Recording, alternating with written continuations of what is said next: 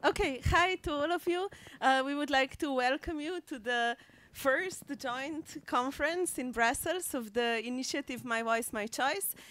We are the initiative who is basically right now happening across all Europe. We are joining, here you will see the core partners, but more than 100 organizations joined us across all the Europe. And we have one goal, which is to achieve safe and accessible abortion throughout Europe.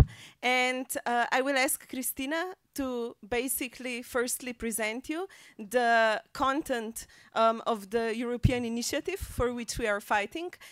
We need to collect 1 million signatures in a year. We will try to do it faster for safe and accessible abortion. And Christina will tell more about the content of what we are fighting for.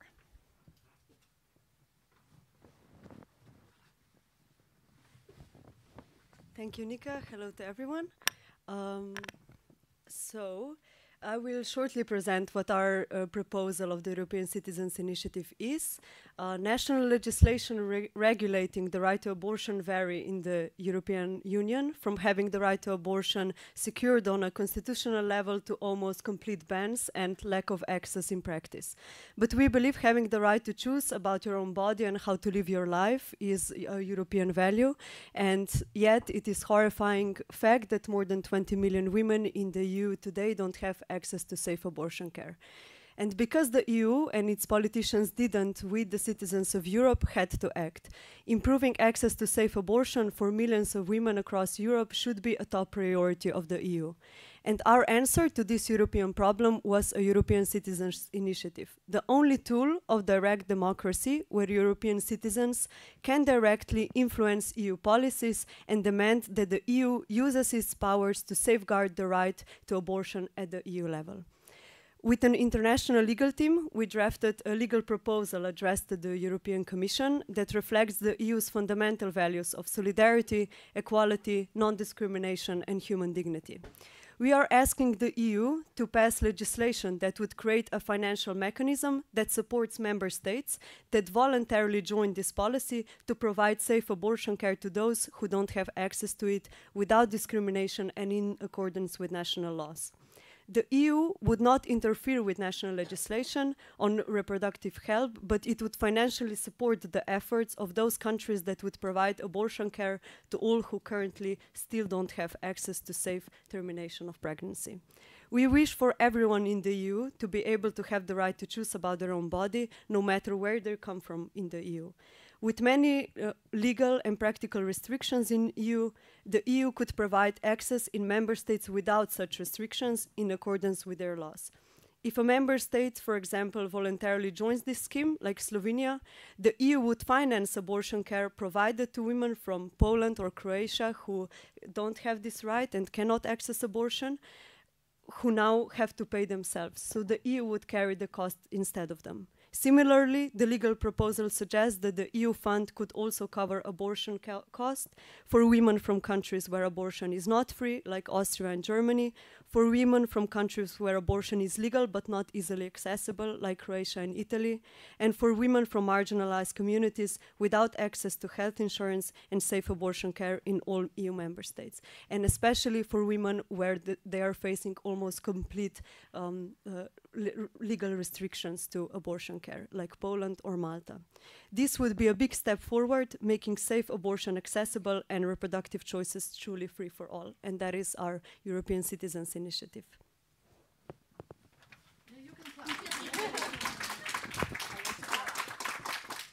So Christina was basically part of the legal team which prepared the initiative, and I realized that we did not introduce ourselves. So my name is Nika, I'm coming from Institute 8 of March, and Christina also, and we are the ones who tried to brought up this amazing group together and who are coordinating the whole campaign. And the first people that we called were people from Poland.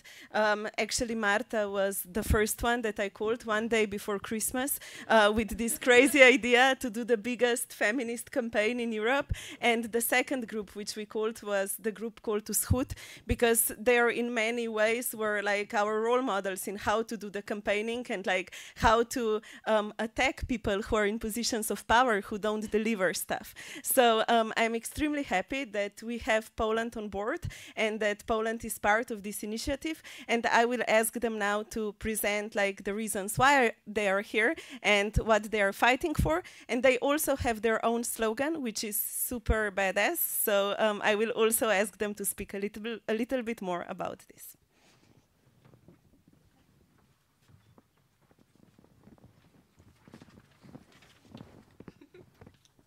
Hello, I'm Sofia, this is Anna, and together we represent Wschód, an organization from Poland that Nika just mentioned. So let us break it to you. Abortion in Poland is common. Almost 1 in every 3 of us, Polish women, has had at least 1 abortion in their life. The only reason it is not legal and accessible as much as it should be is politicians' choice to stand by unjust and outdated law. It's their incompetence in understanding how actually our healthcare system should take care of people. It's their indifference to our security. It's their willingness to hold as much power without actually delivering what the majority of the society wants. It's their fundamentalism. Women in Poland do have access to abortion that is safe and affordable. The big challenge is that the system that we are in now doesn't guarantee it to them. It does everything so that they do not have these abortions. Polish grassroots groups and NGOs, such as Abortion Without Borders, such as Abortion Dream Team, are taking the basic government's responsibility for our lives, our health, our security. 22 29 22 597. This is the phone number to Abortion Without Borders. The number that at one point was so popular that was the 3rd most called number throughout the whole Poland. Apart from, of course, the police and fire brigade. That's, yeah. And in each poll, Polish people choose security as the most important value for them, the biggest need. But security is not just military, arms and weapons. It is way more. It is access to healthcare. It is support from the state. It is abortion that is free of charge, possible locally, and legal by all means. Polish ruling class still chooses to throw these arguments away and put the whole responsibility for abortion in Poland on activists. And state is for this, not the common people. And as Wschód, we also understand that all the issues are interconnected. This is why we joined this movement and want to fight for free and accessible abortion, not only in Poland, but in whole Europe, for everyone, from EU citizens to migrants and refugees. And we also must understand that our issues in Europe are not separate from the most oppressed communities. And today, Wschód always will be thinking of the Palestinian women who are right now giving birth without anesthesia or pre- or postnatal care. And it is a fight for the reproductive rights in Europe. Human rights for women, it's a feminist issue, but it's always solidarity with all women all over the world. Yeah, thank you. Marta, let's...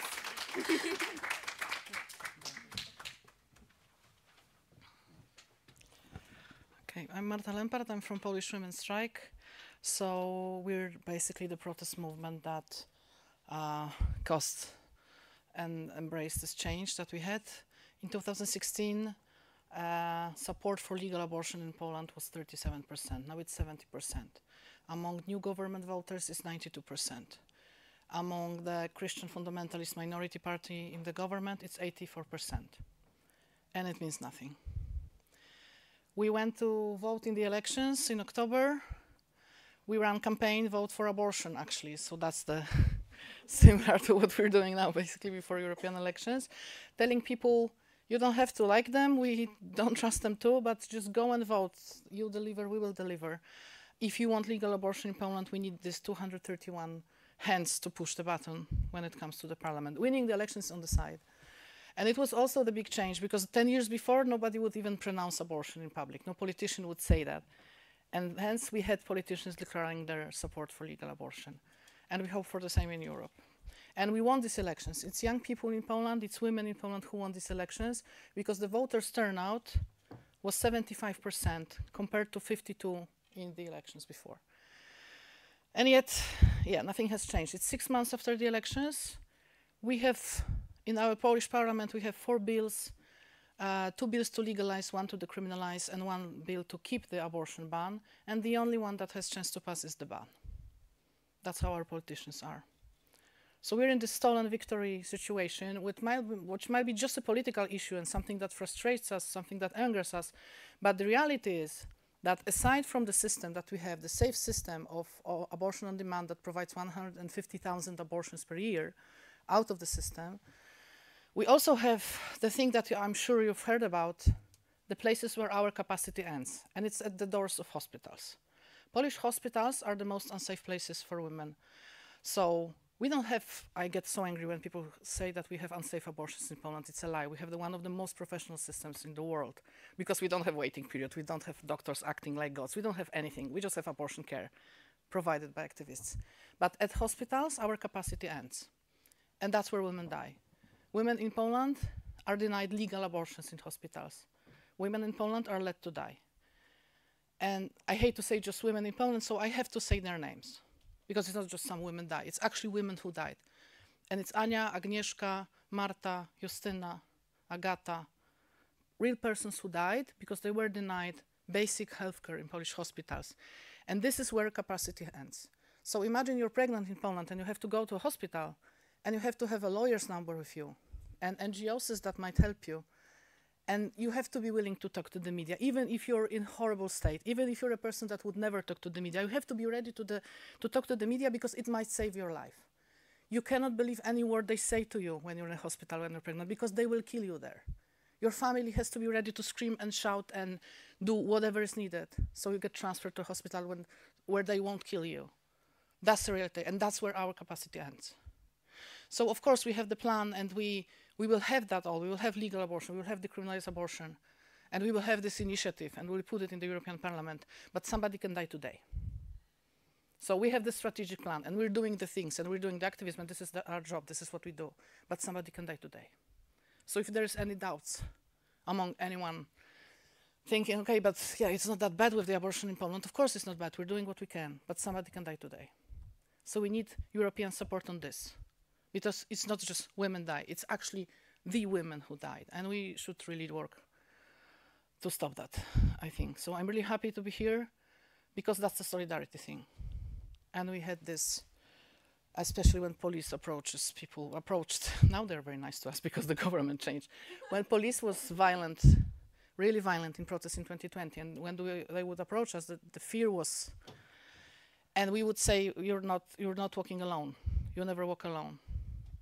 2 persons who are the most afraid. Like, we're not leaving you here. We will manage through this. They are armed, they are scary, they are crazy.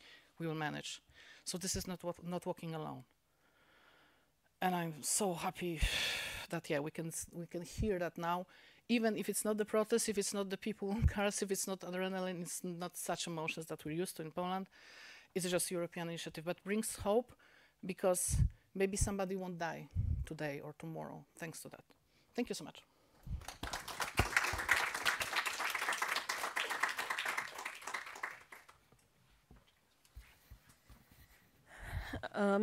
Yeah, so I would like to also say that in many countries, I think throughout Europe, people are coming to sign because they are seeing the resistance of Polish women and they want to support them. Another country, the second country which came on board was France. Alice Coffin and her crew around her was the one who said, yes, let's do it. Without even asking too much questions. I will give the word to the French team now to explain what they are doing and why they are here.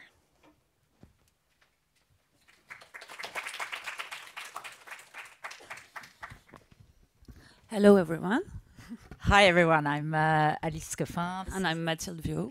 Yeah, like Nika said, we didn't ask too much questions because I, I guess when it comes to feminism and to solidarity, it's a matter of trust.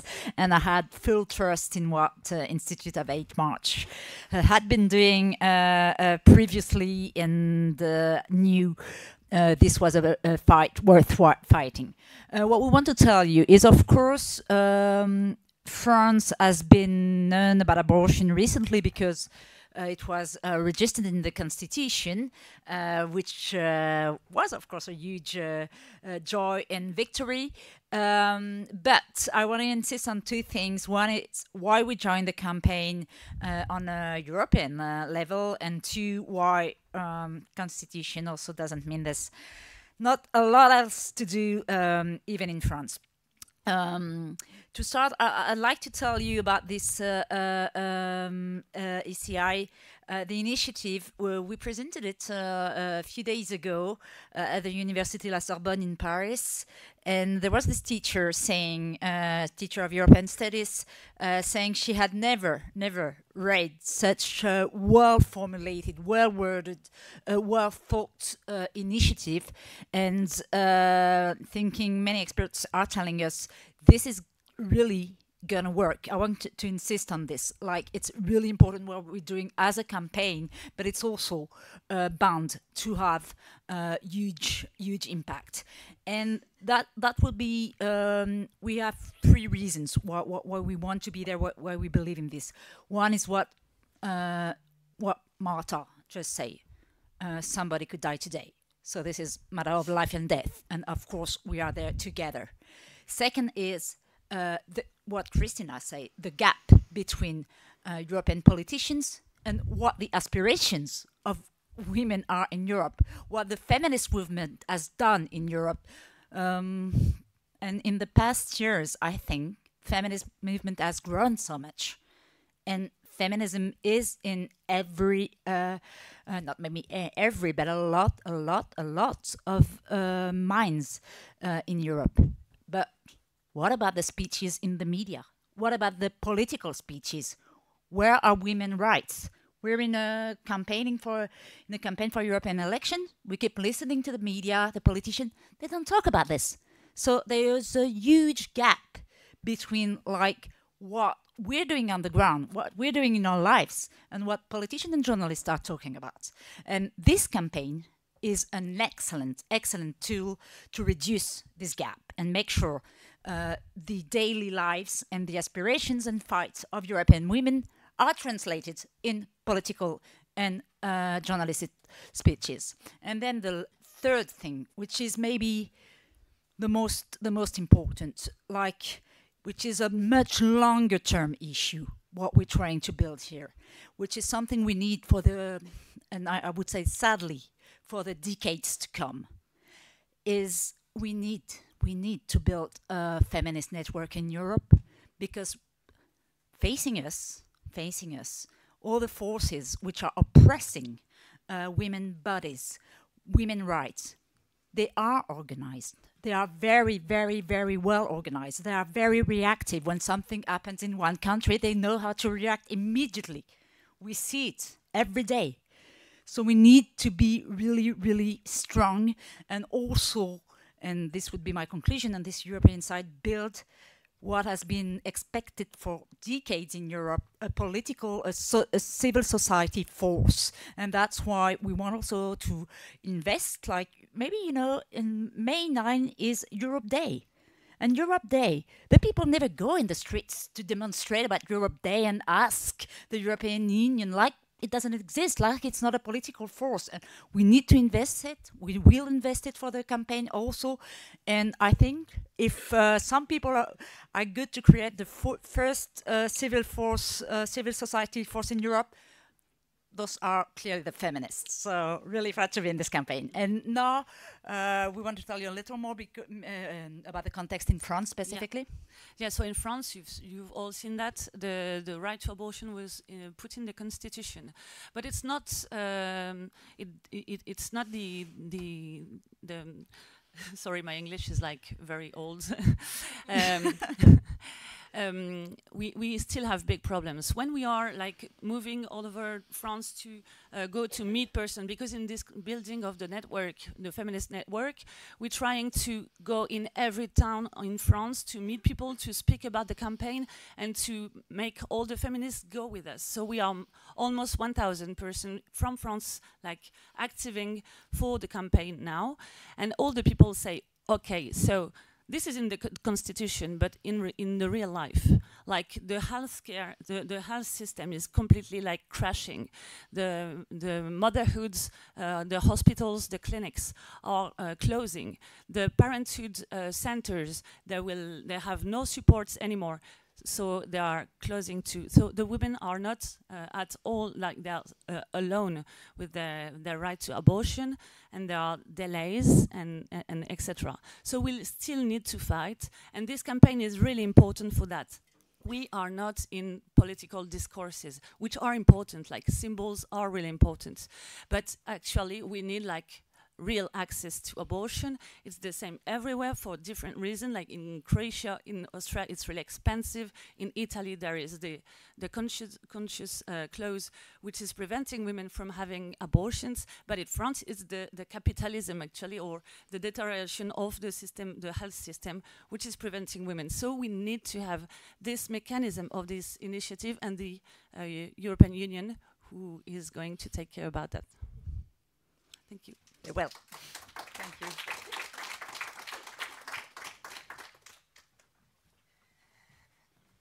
So Slovenia and Croatia have many things in common, like pop stars that we love. But another thing that we have in common is that a lot of Croatian women are coming to get abortion in Slovenia. So I think it was like for a long time a topic of common solidarity and common fight. And we are really happy that My Voice, My Choice campaign is also present in Croatia. So I will ask our friends from there to speak.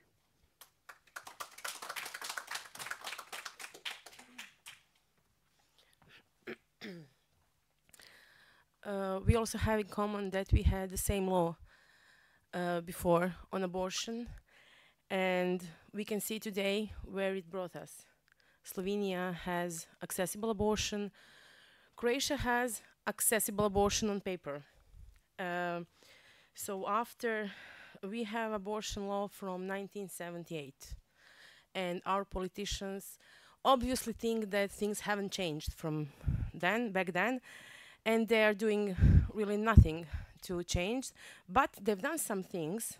So in 2003, they granted the doctors the right to refuse to perform an abortion.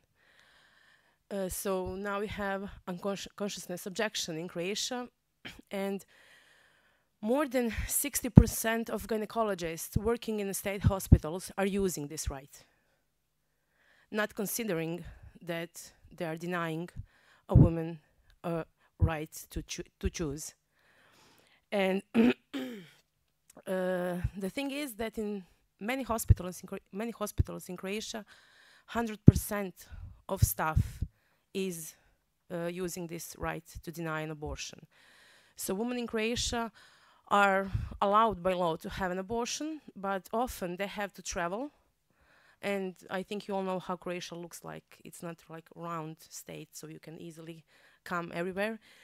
We have also really bad public transport and really expensive public transport.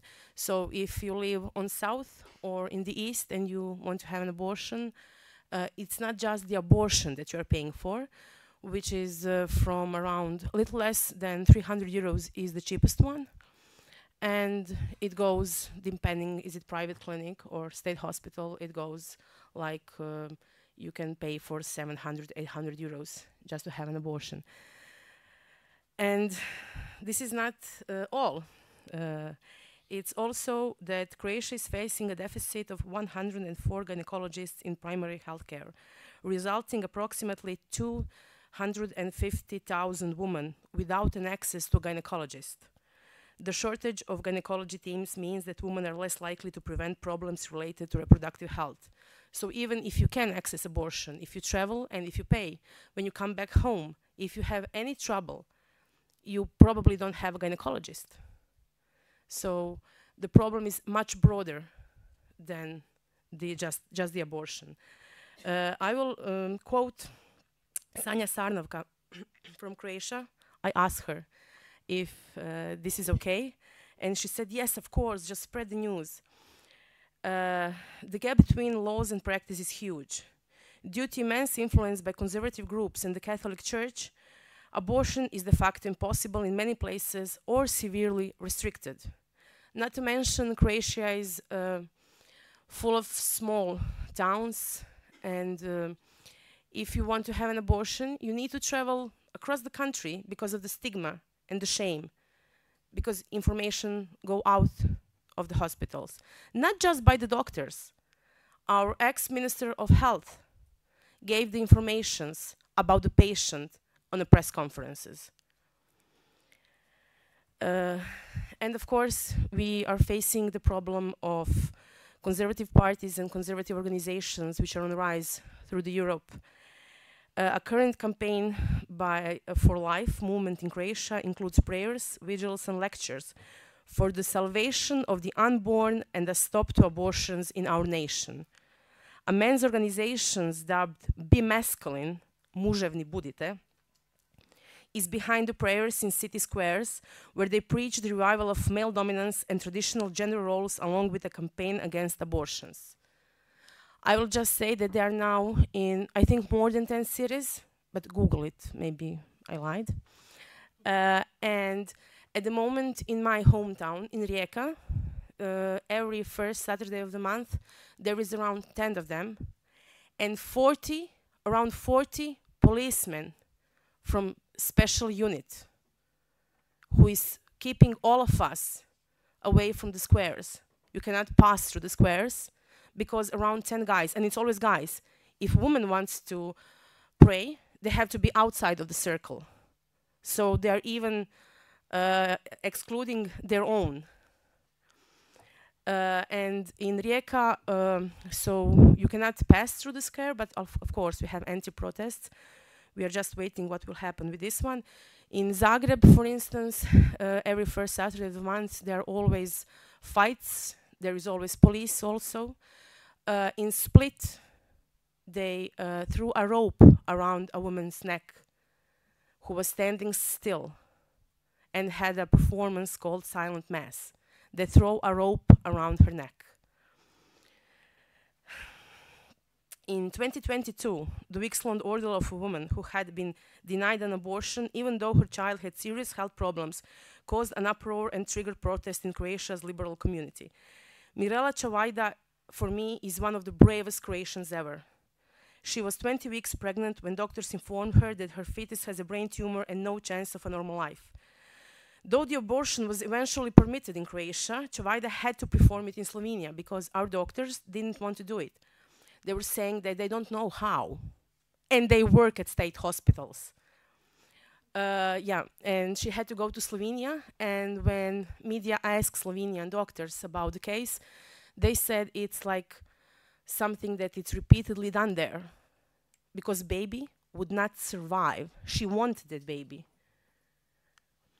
In Croatia, doctors said, this is the case where our health minister went out in public with her medical charts in public, on the press conference, with her personal details. Of course, it's forbidden to do that. Croatia's medical community is deeply divided, wrote Dr. Jasenka Grujic in the analysis she made available to the Associated Press. I hope this trend of actual unavailability of abortion will be reversed. That is so dangerous for women's health and lives. Jasenka Grujic is one of our allies. She is a great gynecologist working in Zagreb. She's activist and she's feminist. And she's done analysis on abortion state in Croatia. And there are some hospitals that they don't want to give the data on the abortion, and now she's doing it through the lawyer. Besides doctor having consciousness objections, we have nurses, we have anesthesiologists. So we have a hospital in Croatia where doctors do the abortion, but nurses don't, and you don't have a team. We also have accessible medical abortion with a pill, but since our law is from '78, it's not possible to take the pill at home. So women often need to go 2 or 3 times to a hospital, and as I said, they travel a lot to go to that hospital, and they cannot have sick days because of the abortion. So it's shut up and go to work. Maybe you are bleeding strongly, maybe you are in great pain, maybe you will gain consciousness at your work, but yeah, go and work, because no law is allowing you to stay at home. Beside this, yeah, I can do this for a very long time, but I will end it soon. Beside this, in hospitals, you cannot choose the method. In most of the hospitals, you cannot choose the method. And we know that World Health Organization says this is really important, to choose and to have something that is the best for you. You cannot choose because the hospital chooses what's best for them, what's easiest for them. The hospitals where you can get abortion, and we all know them by heart because it's so little of them, they have certain days in the week when you have to come. So it's not like, I want to have an abortion, oh my God, I'm pregnant, I need to go to the hospital. Oh, you need to check. Okay, it's Wednesday and Thursdays in the morning, unless someone is on a vacation. So there is no substitute teams very often. And the last but not least, we don't have central information system. So women depend on civil society organizations who are fighting for abortion and providing information. Because if you call, we had a research a few years ago, we called hospitals to get the informations. And the sentences that we got, I personally was involved in this research, was, we are not killing babies in this hospital. If you want to kill your baby, you have to call someone else. I'm sorry, but I cannot give you information on the telephone. So these are the answers that we got when we called the hospitals. And of course, it's legal by the 10th week of pregnancy. But if they think that baby is too big, at 8th or 9th week, they're also denying it. So women, as Nika said, women go to Slovenia. In Brežice goes yearly around 200 women from Croatia to have an abortion. They also travel to Netherlands. And they also travel to Bosnia, because it's easier to have an abortion in all these countries than to have it in Croatia. And we joined initiative, I think, for all the obvious reasons, because we want that women in Croatia have rights to choose, and we want the women in Europe to have right to choose, and not to be in any situation where they don't know what to do.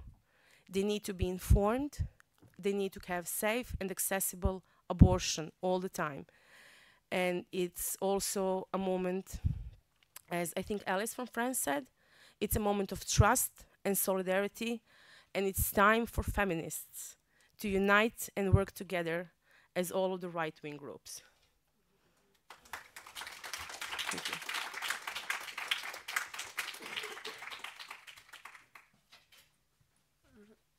One of the countries where we always thought that everything is okay is Austria, and that they have things put in place. But then, like, we started to talk and realized that it's not the case when it comes to reproductive rights.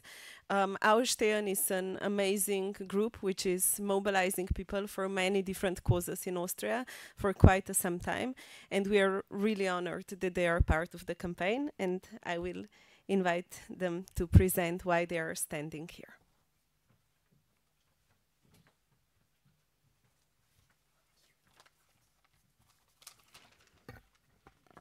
Thank you.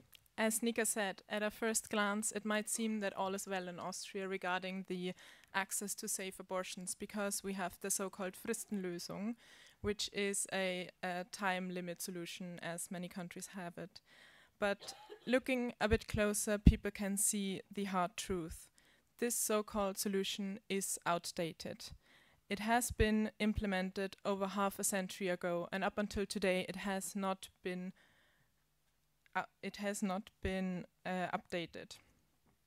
Abortion still remains part of the criminal code in Austria, and this has major consequences, not only for people seeking access to safe abortions or doctors performing them, but for every single one of us living in Austria. There's a huge social stigma around abortions in Austria, and due to the fact that it is regulated in the criminal code, it is not part of the trainings for doctors. An Austrian gynecologist who supports My Voice, My Choice told us that she herself is holding workshops where she teaches doctors on a voluntary basis on how to perform abortions on papayas, because otherwise they would simply not learn how to do it. This lack of access for doctors to perform one of the most common procedures for their field of studies and the social stigma both lead to one thing. Abortion in Austria is precarious. There are several states where people do not have access at all, or where people have only one doctor or one clinic they can turn to. And even when they find a doctor, they still have to come up with up to 800 euros. And they have to be quick about it because the clock is ticking. This amount of pressure is unimaginable for a person that is in need of urgent medical care. All in all, the access in Austria for safe abortions is not guaranteed. And this is all at risk of getting worse. Last year in the province of Vorarlberg, access of abortion was at risk. And this is a direct result of interventions of far-right activists and arch-conservatives. Together with organizations and activists from all over Austria, we prevented this from happening. But as we are looking ahead, we know that we have to keep up the pressure, especially this year, as we are headed into a year of elections. Yeah, Flora already mentioned it. In this election year, even our precarious status quo is under a lot of pressure. We're in a so-called ultimate election year after the EU elections happening in a couple of weeks. Sorry, it's approaching faster than we think. We are gonna have national parliamentary elections this fall, and there's already the momentum building up for that. Our status quo is definitely in danger when we look at the numbers and the polls for the elections in fall. We have the far-right People's Party at 30% at the moment, leading in the polls. Not only are they repeatedly involved in a series of scandals around racism, anti-Semitism, and so on. You can also read in their party handbook or guidebook what they think about abortions, and please allow me to quote. They say, "The female uterus is the place with the highest mortality rate in Austria." So reading that, you kind of can imagine what they stand for. And they definitely don't stand for our right to self-determination, because they see that as a threat for the family model they like to propagate.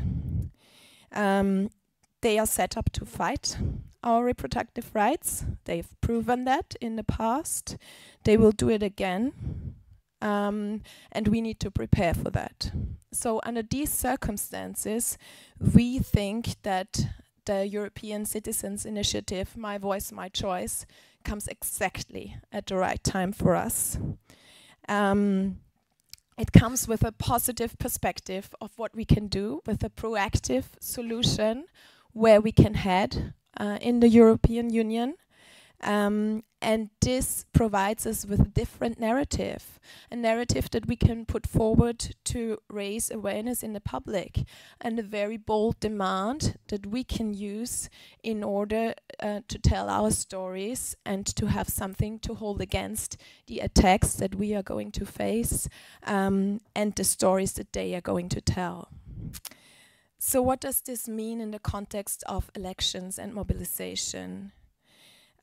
We think that in the case of Austria, the European Citizens Initiative will not only help us to mobilize especially female and progressive voters to go out and vote for the European elections, but also for the national context. It will help us to build a momentum for the national elections. It will help us to address reproductive rights, the right to self-determination, in a very positive, problem-solving way. And the FPÖ, the Freedom Party, will struggle with that, I am sure. And this is the moment where we come in. We want to mobilize female and progressive voters, and we will do so also in the context of national elections. We've seen that in Poland, that this approach can also work to shift majorities towards, for example, a national parliament that is more friendly to reproductive rights. So to sum it up, we from Austria are very grateful to be part of this beautiful and powerful initiative. And we are really enthusiastic to bring to life what, for me personally, the idea of Europe really is: this solidarity, this collaboration, this fighting together for making the lives of all of us a little bit better. Thank you for having us.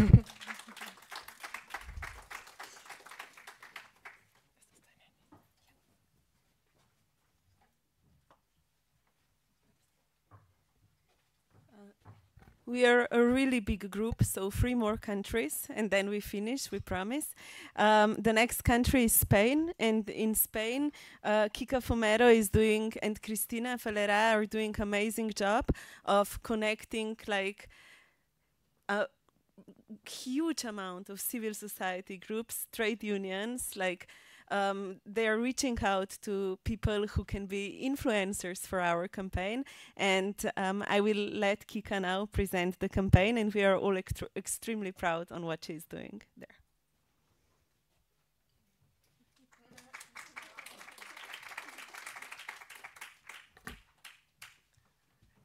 Thank you, Nika.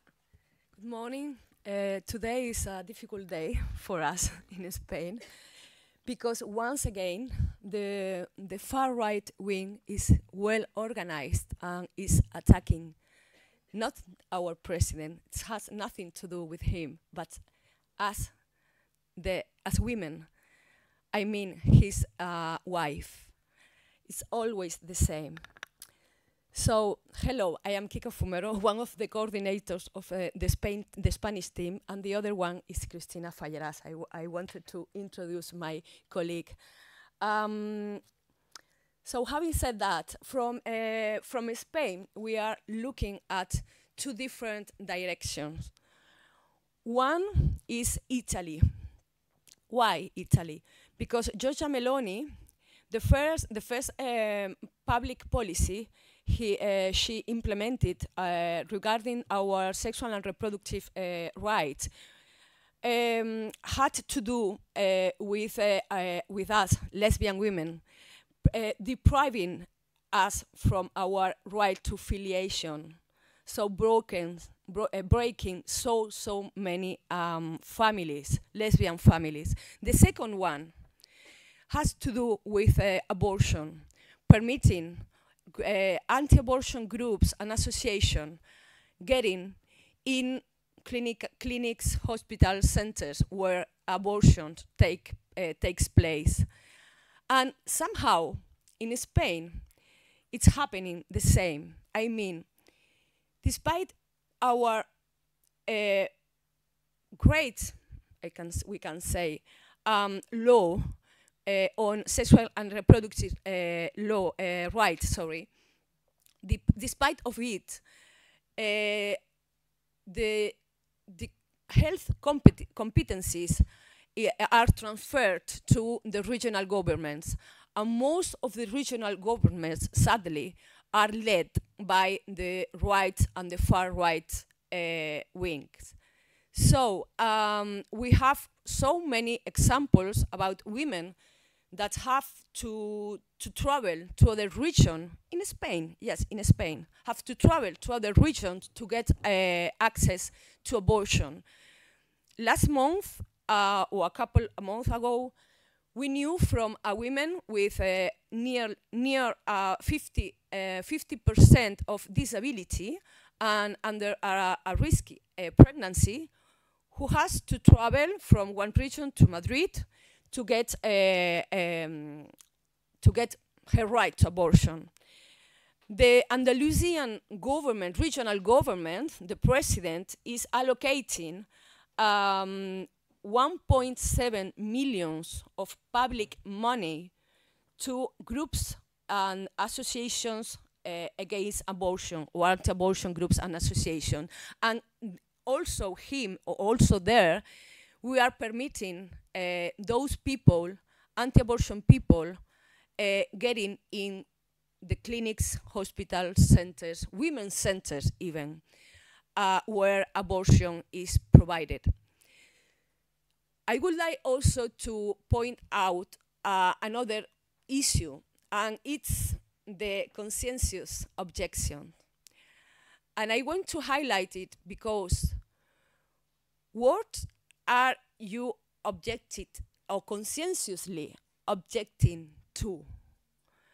This is the basis of this issue, or on the basis of this issue is the far-right culture.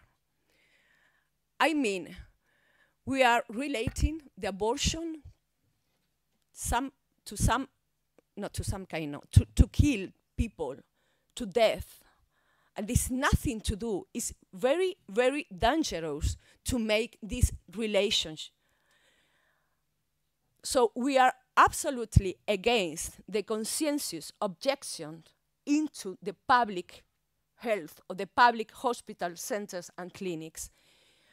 I think we should have a reflection about this, the consensus objection that come from the military services. Don't forget it. The other direction, the other direction, of course, is France. And why France? Because I think nowadays France has become our mirror, or a mirror to look where we should look at. I mean, Spain, regarding our sexual and reproductive rights. I hope after having put more than 1 million signatures on the parliamentary, European parliamentary or parliament institution, or tables, after having put this more than 1 million signatures on the European Parliament table, I think from Spain we should go to, or before the Spanish institutions, to guarantee the abortion in our constitution. I would like also to mention a little bit the migrant women in Spain. They have their reality is that they have no access to abortion. So I think that this is happening in Spain. It is clear that abortion is a serious issue because if the far right become to our government, the first thing they are going to try is to control our bodies, our women bodies. So I am sure, absolutely sure, that we are going to reach our goal all together, for sure. It's the only way.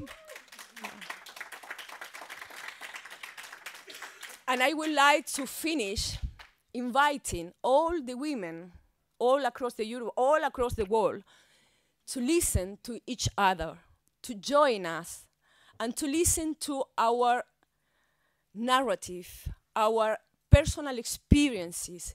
I'm so sure, I am convinced that we will be impressed about the personal experiences of women around us that maybe we know, but we know nothing indeed, or little about them.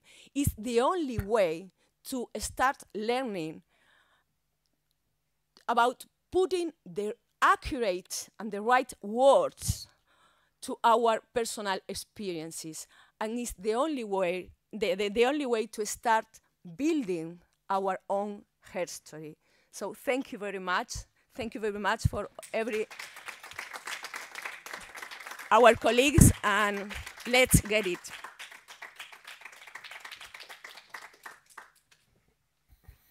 Okay, and now Zarja Muršić from Slovenia will speak, and because she's from my team, I can say, Zarja, be short.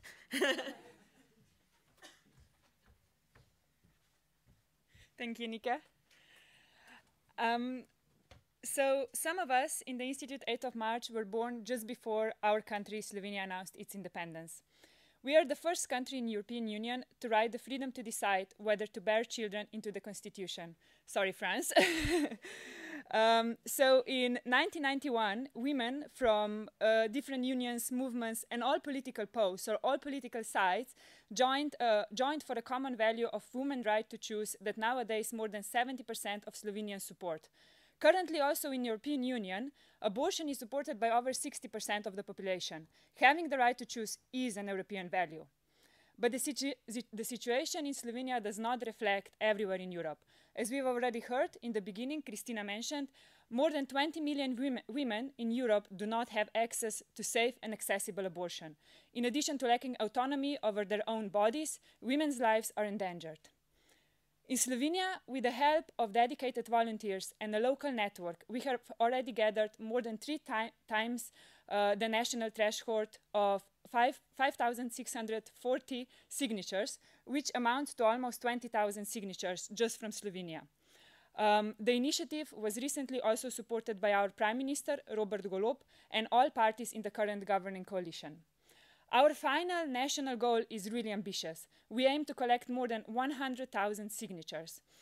The campaign started in Slovenia just before Christmas, as Nika mentioned, but it is much bigger than Slovenia and requires support and solidarity from all European countries to provide safe and accessible abortion to all who need it in Europe. Together with all these women and other people who are joining us, we are creating Europe that protects equality, equity, and demands justice and respect for fundamental rights, among them reproductive rights. Thank you.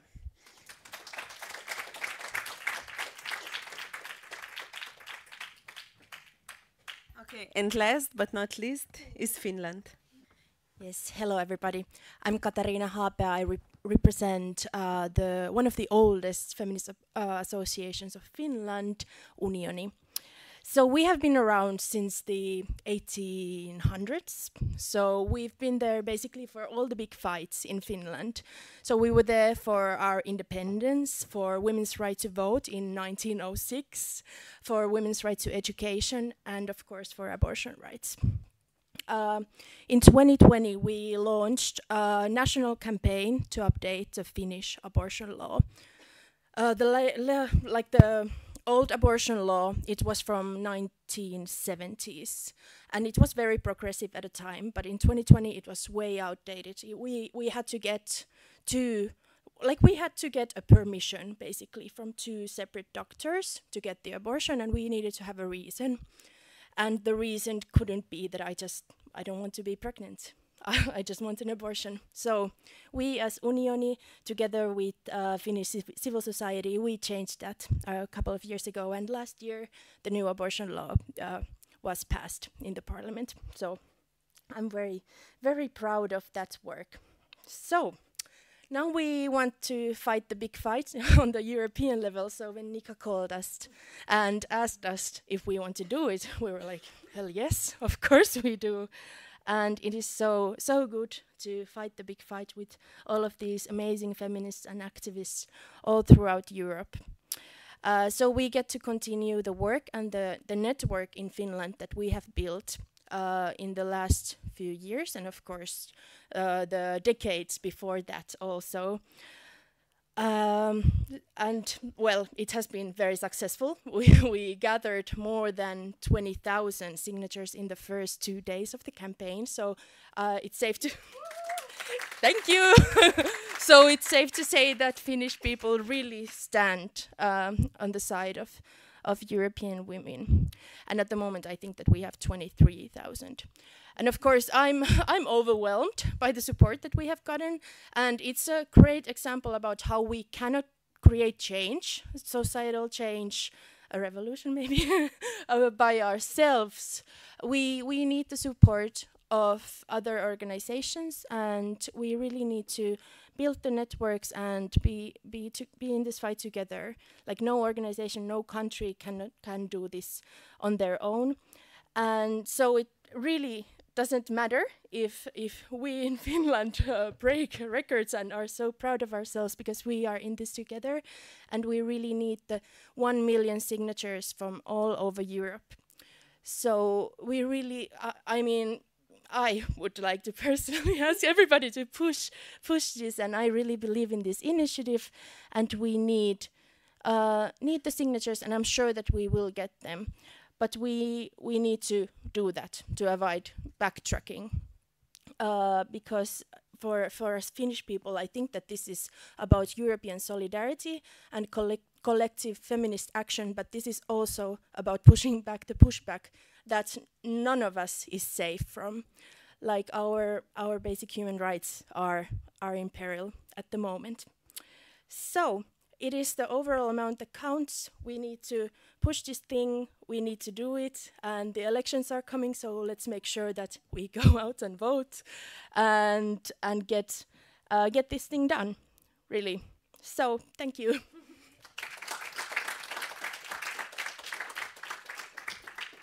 Okay, and if I conclude, Sara Doria, one of the members of French team, always say that like in the time of the darkness and in the time of big uncertainties, the most beautiful things can happen. And I'm sure that the initiative My Voice, My Choice is something like this, that in the times of like big threats, terrible genocide, terrible wars which are happening everywhere, there is a group of people who decided to stand up together for equality and justice. We are extremely proud to say that we are one of, if not the most fastest growing initiative. We are on our way to get 100,000 signatures in faster than in a week. And we are extremely happy that people from all different countries are joining us and saying that they want to stand up with us for this cause. This campaign is not just a campaign where we are angry on the people who are taking the decisions about our bodies again and again, angry on politicians who are not doing what they promised to, angry on terrible laws which are happening and practices, but it's also a campaign, I think, full of joy and different kind of friendships that are establishing throughout the years and throughout the last months. And I think that what we are building here is much more than signatures that we want to collect. It's basically a message that we are standing here united, that we can do it, and that we will do it, and that we will do everything to defend, firstly, the right to choose, but also our values. So if you can, if you didn't, you need to sign the initiative. It will take you less than 30 seconds. It's extremely easy. And spread the word. Say to 5 of your friends to sign it. We need every single voice. And as we say here, like my voice, my choice, important it will be what will happen on European elections. We can collect the signatures, but then the people in the institutions will decide what will happen with this. And that's why we are also saying go out and vote for reproductive justice. Thank you, and we will keep fighting.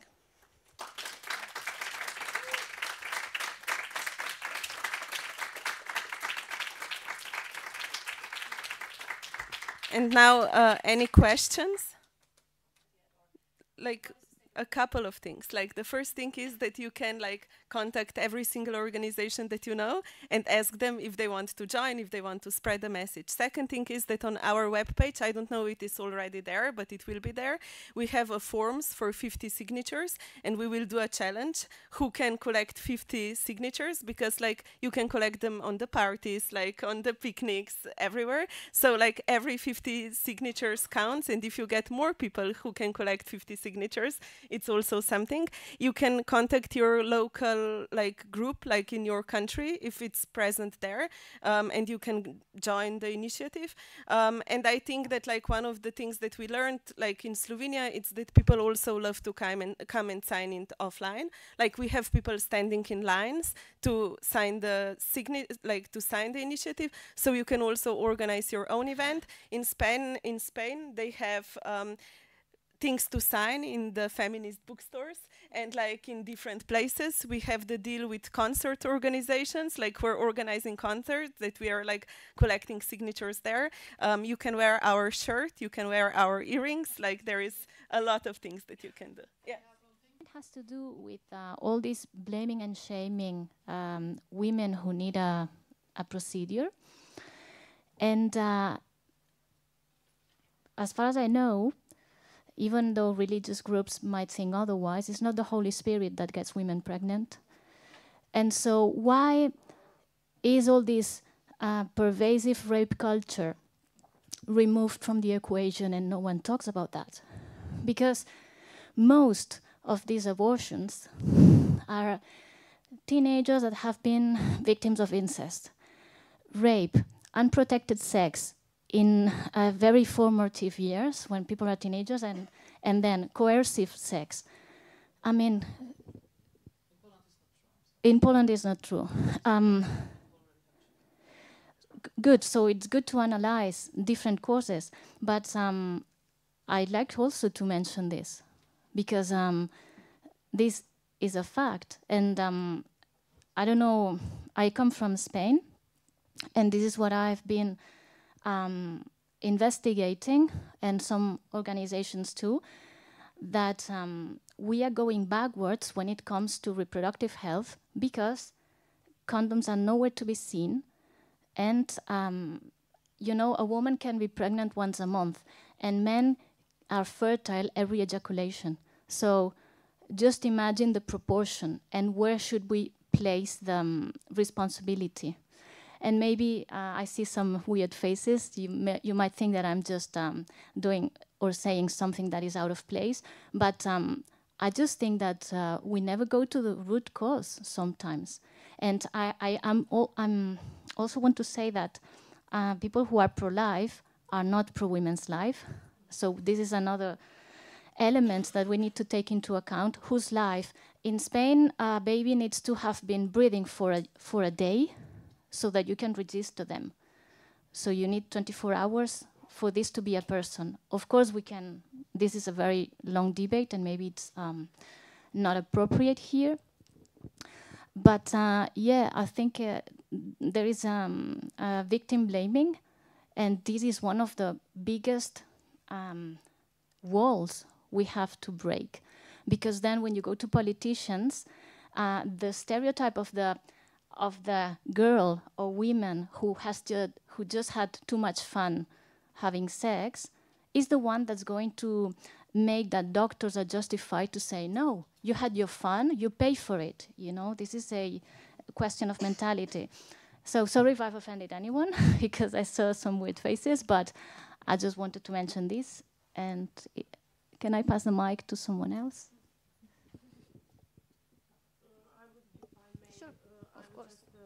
Give a short response from the Croatian context.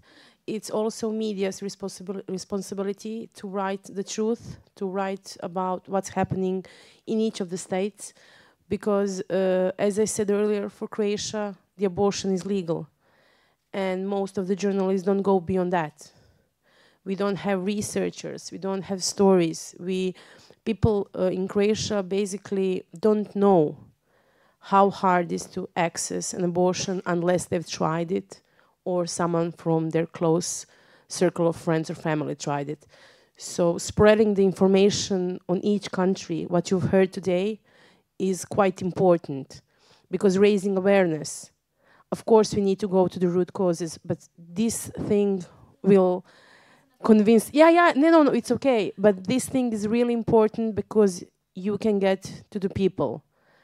And that's what every journalist has to do. You have to have information on context in each of the countries, write about that and inform people. I think if we have time, if you have time, we can do the myths about countries, because that's, for example, about Poland. The first myth about, so please don't do that and don't write this. Abortions in Poland are safe. We have one of the best systems providing abortions. It's just out of the system. Our abortion providers actually train people all over the world how to provide abortions. So we don't have unsafe abortions. We have abortions that are not covered by the state. And unsafe places in Poland are hospitals where women die. So it's not about abortions, it's about hospitals where there are no abortions. So that's the first myth. And so please remember that this is the thing that is happening in Poland, because I think we have a lot of things like that when we read about our countries and we're just like, okay, so yeah, that's not happening. So that's the thing for me. I don't know if you have any other when you see in the media and you just want to stop. Yeah, about the different contexts. That's why what you said. That's why in France we are constructing the campaign like with documentation.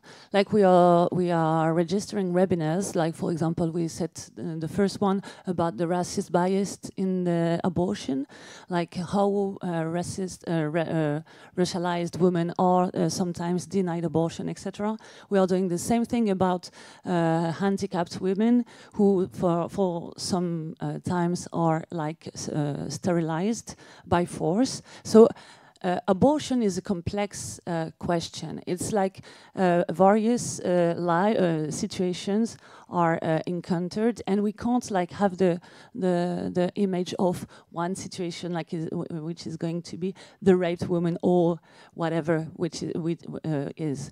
So we are also going to do something about the masculine contraception, because of course it is like the major cause about that. And we are also doing a lot of other works about rurality and etc. But yeah. So basically, my master was about like the abortion, and I wrote a book about it where I wanted to realize and discover, like, if so often we hear that the abortion is the hardest decision that a person can do, but basically what I discovered is that this is not often the case. So like, so often like women say that like they immediately know what they want to do and how they want to do. There like as many of abortions, there is as many of different stories why that thing happened. And I think that one thing that we always try to do is that we do not like just discuss the reasons or individual stories. We need to understand them, but we are fighting for a space where every single person can have a decision. It's not a recommendation, it's not something that we say it's necessary to do, but we believe that like it's important to speak about the importance of having that kind of spaces.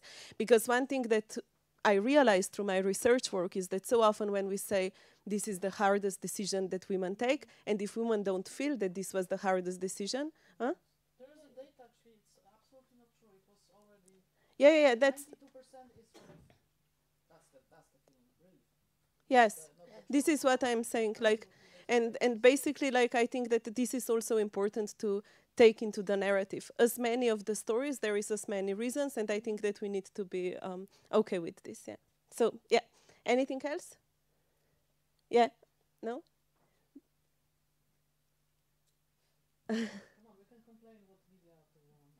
No. But I want to say thank you to all of you, and thank you for speaking, commenting, coming, and like if you can share the word around, we would be extremely happy. Marta also mentioned some organizations where you can donate money to actually help the women. Again, it's really fast to sign the initiative. It will take less than 30 seconds, but you will do something extremely good. Thank you.